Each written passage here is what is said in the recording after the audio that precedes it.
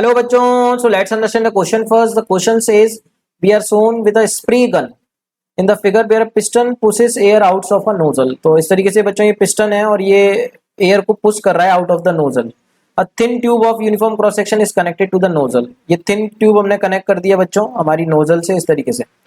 As the piston pushes air through the nozzle, the liquid from the container rises into the nozzle and is sprayed out. तो बच्चों जैसे ही हम यहाँ से air को push कर रहे हैं तो जैसे ही हम एयर को पुश करेंगे तो ये एयर की बाहर जाने की टेंडेंसी है, तो इधर का प्रेशर कम हो जाएगा बच्चों. जैसे ही इधर का प्रेशर कम होगा तो यहाँ से लिक्विड ऊपर की तरफ फ्लो होगा और इस तरीके से स्प्रे आउट बाहर हो जाएगा. तो हमसे पूछा है यहाँ पे रेडियस दे रखी है पिस्टन की, दैट इज 20 mm. मतलब इसका क्रॉस सेक्शन एरिया आ जाएगा बच्चों. रेडियस हमको दे रखी है यहाँ की और इसकी रेडियस दे रखी है कितनी 1 mm. और हमसे बोला है upper end of the container is open to the atmosphere. मतलब यहाँ पे हम एटमॉस्फेरिक प्रेशर ले सकते हैं. The piston is pushed at a speed of 5 mm per second.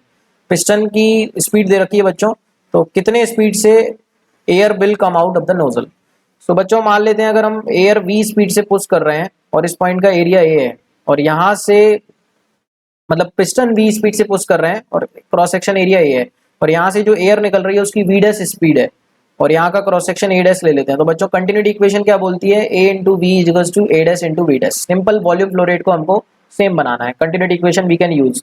So area बच्चों हम पाई आर स्क्वायर ले सकते हैं. तो pi r square into v equals to pi r dash का square into v dash. R मतलब बच्चों radius of the piston, तो कितना हो जाएगा radius of the piston 20 mm दे रखा है तो 20 का स्क्वायर करेंगे तो 400 हो जाएगा. और स्पीड दे रखी है बच्चों हमको 5 mm पर सेकेंड, तो इसको 5 ले लेते हैं. आर डैश मतलब बच्चों यहाँ पर रेडियस कितनी हो गई 1 mm, तो 1 का स्क्वायर कर लेते हैं तो इससे वी डैश आ जाएगा mm पर सेकेंड में. तो वी डैश आ गया बच्चों 2000 mm पर सेकेंड.